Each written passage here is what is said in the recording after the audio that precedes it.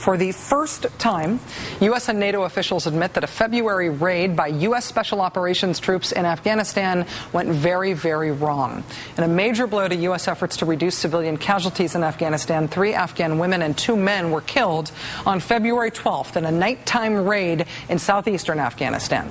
The special forces showed up looking for Taliban insurgents. One of the men killed that night was reportedly carrying an AK-47. A U.S. officer opened fire, killing him and the 3 women who were gathered around him. 2 of them were pregnant. The 3rd was a teenager. Right after the attack, when reports of the deaths surfaced, General Stanley McChrystal's office claimed that the women had been tied up, gagged, and killed hours before the raid. The implication being that they were victims of perhaps honor killings that preceded the raid altogether. But now the commander of U.S. and NATO forces is admitting responsibility.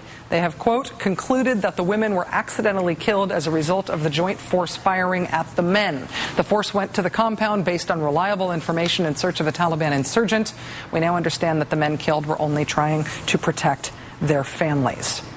And now for the really horrible twist. The Times of London is reporting that not only did U.S. Special Operations forces kill these women, but they may have also tried to cover up that fact. The Times reports, quote, U.S. Special Forces soldiers dug bullets out of their victims' bodies in the bloody aftermath of a botched night raid, then washed the wounds with alcohol before lying to their superiors about what happened.